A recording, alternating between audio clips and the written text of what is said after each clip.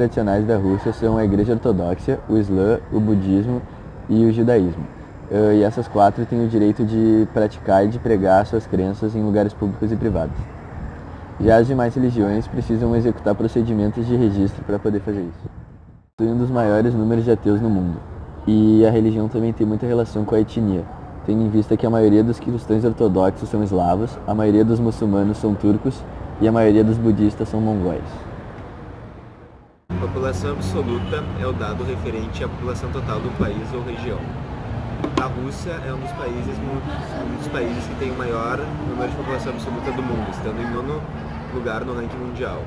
Sua população absoluta é de 144 milhões de habitantes. Cada país é composto por um ou vários grupos étnicos que podem ser de nativos ou não. E é a partir dessas diversidades que os povos se diferem. A Rússia ocupa uma posição privilegiada em relação a isso, porque ela possui o maior número de grupos étnicos que se relacionam entre si. Os russos, propriamente ditos, correspondem por 82% da população e os restantes dos 18% correspondem a 100 grupos étnicos distintos, que os que são de maior influência são os bielorrussos e os ucranianos. Densidade demográfica é o número relacionado a habitantes por metro quadrado de um país ou região. A densidade demográfica da Rússia é de 8 habitantes por metro quadrado e a maioria da população está concentrada em áreas urbanas. A estrutura etária é a composição da população por idade, e ela é importante para sabermos a média de idade da população e se ela irá crescer ou diminuir com o passar dos anos. Na Rússia, em 2015, a média de idade era de 40 anos, e o previsto é que em 2040 essa média suba para 45.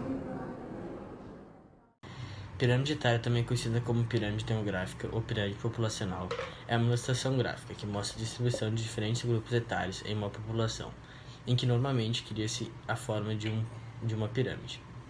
Esse gráfico é constituído de dois conjuntos de barras, que representam o sexo e a idade de um determinado grupo populacional. É baseado numa estrutura etária da população, ou seja, repartição da população por idades. Na Rússia, por exemplo, a população de 0 a 14 anos, ou seja, os jovens, são cerca de 8,5% da população, e os idosos, de 65 anos ou mais, representam 3,5% da população. A Rússia, atualmente, possui uma diminuição de sua população.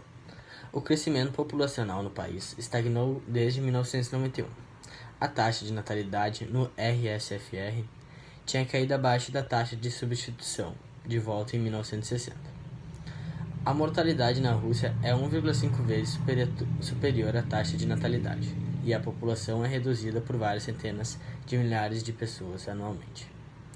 O aspecto negativo da Rússia foi o fato de que, como resultado da transição demográfica, a fertilidade caiu para o nível de países desenvolvidos, enquanto a mortalidade atingiu o nível de países em desenvolvimento. Um exemplo desse crescimento vegetativo foi em 1993, em que sua população é de 148,600 habitantes, e em 2009 foi onde ela esteve mais baixa, com cerca de 141,900 habitantes. As primeiras teorias populacionais começaram a ser criadas após o final do século XVII, porque estava ocorrendo um grande crescimento populacional naquela época.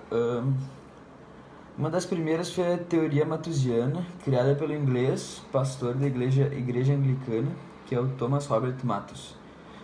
Ele dizia que se a população continuasse crescendo da maneira que estava crescendo, isso iria gerar um grande caos social, principalmente relacionado com a pobreza e com a fome.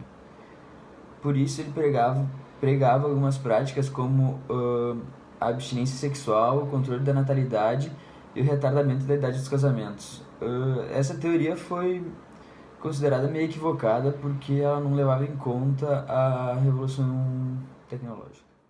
Depois da teoria matusiana, foi criada uma nova teoria que era chamada de neomatusianismo.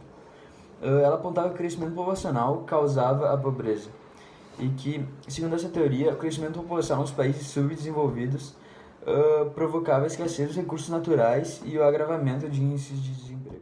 Um pouco mais tarde, durante a Revolução Industrial, foi criada uma nova teoria que era reformista. Ela era meio que uma resposta à teoria neomatusiana e ela dizia que a população não era a causa, mas sim a consequência do subdesenvolvimento. Essa teoria foi considerada a mais correta, entre aspas, porque ela era a que melhor retratava a causa e os fatores que geravam subdesenvolvimento em geral no mundo. A cada 1000 bebês russos que nascem, cerca de 7 morrem antes de completar seu primeiro ano de idade. Esse número é referente à taxa de mortalidade infantil, onde é maior na população masculina, que a cada 1000 bebês homens que nascem, 7,7 morrem antes de completar um ano, enquanto os números femininos é cerca de 6 crianças. A expectativa de vida média da população russa é cerca de 72 anos, sendo 65 anos para os homens e 76 anos para as mulheres. A menor expectativa de vida para os homens está relacionada ao forte alcoolismo que ainda existe por lá, principalmente a população masculina.